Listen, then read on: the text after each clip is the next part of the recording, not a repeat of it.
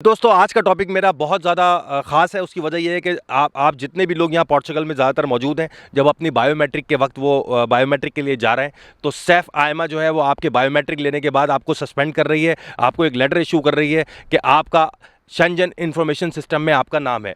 तो ये हो क्या रहा है, इससे तमाम लोगों को मैं एक इन्फॉर्मेशन दे दूं ताकि जितने आने वाले हैं वो इस पर एहतियात करके अपने आप को बचा सकें। देखें, जब भी आप पोर्चुगल में फ़ाइल लॉक कराते हैं और फाइल लॉक कराने के बाद आप किसी भी शेंजन कंट्री में जाके वहाँ पे आप असाइलम अप्लाई कर देते हैं, ठीक है, और असाइलम अप्लाई करने के बाद जब आपका केस रिफ्यूज़ होता है या आपको कंट्री आउट दिया जाता है, तो हमारे लोग वहाँ से उठ के सीधा वापस पोर्चुगल आ जाते हैं। अभी एक रिसेंट में आपको एक बात बताऊं, एक मेरे भाई से बात हुई, उन्होंने मुझे बोला कि मुर्सा भाई पिछले 1.5 साल से मैं पोर्चुगल बैठा हुआ हूं और 5 साल से मैं जर्मनी में मौजूद था। जर्मनी में मैंने असाइलम अप्लाई किया हुआ था और जर्मनी में मैं अपीलें कर रहा था बार बार असाइलम अप्रूव होने की, मगर उन्होंने मुसलसल मुझे रिजेक्ट कर रहे थे। फाइनली जर्मनी ने मुझे कंट्री आउट दिया और जैसे ही उन्होंने मुझे कंट्री आउट दिया तो वो पेपर उठा के मैं सीधा पोर्चुगल आ गया। मैंने उसको कोई रिस्पॉन्ड नहीं किया और पोर्चुगल में आने के बाद जब मेरी फ़ाइल लॉक का, पिछले 1.5 साल से मैं यहीं रह रहा हूँ, पोर्चुगल में रह रहा हूँ, लेकिन जब मेरी बायोमेट्रिक का वक्त आया और मैं बायोमेट्रिक देने गया तो शेंजन इन्फॉर्मेशन सिस्टम पे मेरा नाम होने की वजह से मुझे उन लोगों ने रिफ्यूज़ कर दिया और बोला कि आपका जर्मनी में नाम आ रहा है और पहले वो क्लियर कराएं। तो आप सब लोग ये बात जहन नशीन कर लें कि जितने मेरे भाई बहन जर्मनी में बैठे हैं या यूरोप के किसी भी शेंजन कंट्री में, किसी भी शेंजन कंट्री में अगर वो लोग ने वहाँ असाइलम अप्लाई किया हुआ है और उनको कंट्री आउट मिल चुका है, या इसके अलावा अगर वो किसी भी शेंजन कंट्री के बॉर्डर पे चेक हुए हैं और उनके पास वीज़ा नहीं था और वो इलीगल डिक्लेयर हुए हैं, उसके बाद अगर आप पोर्चुगल आ जाते हो और फाइल लॉक कराते हो। बहुत से लोगों ने ये भी गलती की, मिसाल के तौर पे अगर अभी मिसाल दूं आपको इटली की, इटली में एक मेरा भाई है, वो ग्लोबो का काम करता है, उसने बायोमेट्रिक दी तो आयमा ने उसको ये बात बोली कि आपके शेंजन इन्फॉर्मेशन सिस्टम में नाम है। ये नाम कैसे आया उसका, तो बहुत सोचा उसने, मुझसे बोला मुर्सा भाई मैं तो कभी भी ना किसी बॉर्डर पे चेक हुआ हूँ ना मैं पकड़ा गया हूँ, लेकिन जब बहुत जोर लगाया तो उसने बताया कि हाँ मैं फूड डिलीवरी का काम करता था और वहाँ पे मेरा इतना इतना फ़ाइन आया हुआ था जो मैं बगैर पे किए, आपको पता है फ़ाइन जो है यहाँ पे डबल होते रहते हैं, और वो बगैर फ़ाइन दिए जो है तकरीबन 1.5-2 साल फ़ाइन का टाइम जो है वो गुजर चुका था और वो पोर्चुगल आ गया, तो उसकी ID जो है वो शेंजन इन्फॉर्मेशन सिस्टम में डाल दी। अच्छा, दूसरा सवाल मुझसे किया है रिजवान साहब ने, और वो मुझसे पूछते हैं कि मुर्सा भाई मेरे पास कोई स्किल नहीं है, अगर मैं वहाँ आ जाता हूँ तो क्या आप रिहाइश का इंतज़ाम करवा देंगे। देखिए मेरे भाई, इसमें 2 चीज़ें हैं। पहली चीज़ मैं आपको ये बताऊँ कि अगर आपके पास कोई स्किल नहीं है तो मैंने आपको हमेशा हर वीडियो में बोलता हूँ कि कोई स्किल सीख कर आएँ ताकि यहाँ आपको मुश्किल ना हो, पहली चीज़। दूसरी चीज़ ये है कि लोग क्या करते हैं, जिनके पास कोई स्किल नहीं है, जिन्हें कोई काम नहीं आता, वो सीधा लिस्बन उतरते हैं और लिस्बन में 250 यूरो, 210 यूरो, 220 यूरो की बेड स्पेस लेके वहाँ रहना शुरू कर देते हैं। सीज़न ऑफ है, काम उन्हें वहाँ मिलता नहीं है, ठीक है, खाना वाना सब मिलाने के बाद उनका एक्सपेंस जो है वो बहुत बढ़ जाता है। आप लोगों को एक बहुत अच्छा मशवरा देने जा रहा हूँ, वो सारे लोग जो सिंगल आ रहे हैं या फैमिली के साथ आ रहे हैं, रुख लिस्बन का ना करें। अगर लिस्बन में आप उतरते हैं, ठीक है, उतरने के बाद क्योंकि वहाँ एयरपोर्ट है, अगर उतरने के बाद आप कोशिश करें कोइम्बरा की तरफ निकल जाएं, आप कोशिश करें लीरिया की तरफ निकल जाएं, आप कोशिश करें पनीच निकल जाएं, तो वहाँ पे अपने कोई जानने वालों के लिंक्स निकालें ताकि वो आपका वहाँ रिहाइश का इंतजाम कर सकें। थोड़ा सा ये चीज़ मैं इसमें ऐड भी कर दूँ कि कोशिश करें कि उस सिटी का इंतखाब करें या उस टाउन का इंतखाब करें जो इंडस्ट्रियल एरिया हो, जहाँ पर बहुत सारी फैक्ट्रीज़ हो, वहाँ पर 99% चांस है आपको फैक्ट्रियों में जॉब करने का और आप वहाँ सर्वाइव कर सकेंगे। अच्छा मेरे दोस्तों, हो या रहा है, आपने काम की बात मुझसे की, तो होता ये है कि लिस्बन में जैसे हमारे लड़के आके रुकते हैं, ठीक है, कोई स्किल उनके पास है नहीं और ज़ाहिर है पीछे खर्चे खड़े हुए हैं, तो वो करते ये हैं कि हमारे किसी एशियन भाइयों के पास काम शुरू कर देते हैं किसी रेस्टोरेंट में। हमारे भाई बोलते हैं कि आपको 300 यूरो देंगे या 400 यूरो देंगे, काम पे रख लेते हैं, ठीक है, पूरा महीना उनसे जानवरों की तरह काम कराते हैं। मैं यूट्यूब पे मौजूद हूँ ना, इसलिए ये सारी चीज़ें मुझे रोज़ाना की बुनियाद पर पता लगती रहती हैं।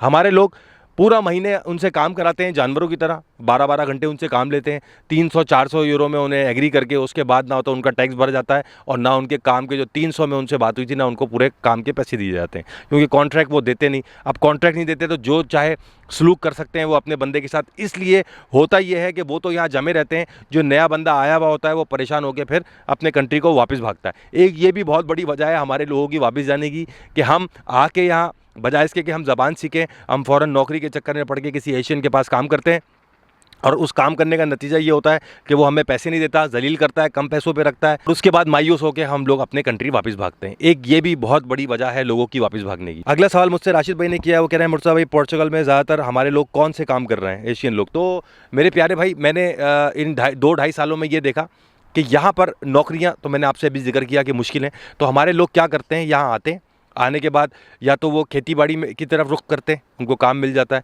दूसरा, यहाँ सोलर पैनल का काम बहुत होता है, उस तरफ चले जाते हैं, उसका भी काम आप सीख कर आ सकते हैं, ठीक है ना। अगर आप छोटा मोटा टेक्नीशियन का काम सीख लें, थोड़ा सा इलेक्ट्रॉनिक का काम सीख लें, सोलर पैनल का, ठीक है ना, कि उसके डायमीटर किस तरह निकालने हैं, क्या मामलात हैं, तो उस वहाँ आपको मैंने देखा हमारे लड़के बड़े काम कर रहे हैं। दूसरा जो सबसे ज़्यादा काम यहाँ पे हमारे लोग करते हैं वो ये करते हैं कि अपनी आईडी खुलवा लेते हैं बोल्ट और उबर में डिलीवरी की, और वो यहाँ पे काम करते हैं। उसके हवाले से भी मैं आपको ये बात बताता चलूँ कि आजकल लिस्बन में, क्योंकि सीज़न ऑफ है, टूरिस्ट है नहीं यहाँ पे, मैंने 12 घंटे काम किया है और 6.5 यूरो का काम किया है। एक भाई का और मेरे पास मैसेज आया, वो कह रहा है मुर्तज़ा भाई मैंने 10 घंटे काम किया और मैंने 7 यूरो का काम किया है। तो आजकल जो उबर बोल्ट फूड डिलीवरी का काम चल रहा है वो 5 यूरो से लेके 7 यूरो तक लोग फूड डिलीवरी कर रहे हैं और 12-12 घंटे लगा रहे हैं। उसकी वजह सबसे बड़ी ये है कि अभी इस वक्त टूरिस्ट नहीं है।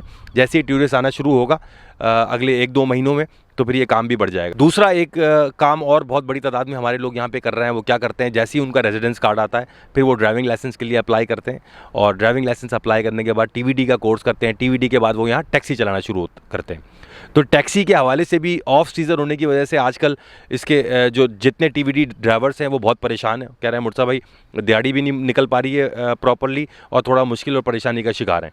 तो ये 2-3 काम ऐसे हैं कि यहाँ पे बहुत बड़ी तादाद में हमारे लोग करते हैं। अगले सवाल की तरफ चलते हैं मेरे दोस्तों। अगला सवाल मुझसे काशिफ़ ने किया, और काशिफ़ भाई मुझसे पूछते हैं कि मुर्तज़ा भाई मुझे यहाँ पर पोर्चुगल में 15 महीने हो चुके हैं और 60 टैक्सीज मेरे गए हुए हैं। नेक्स्ट मंथ मेरा बेबी एक्सपेक्टेड है, तो क्या मेरे बेबी को पासपोर्ट, पोर्चुगीज़ पासपोर्ट मिल जाएगा?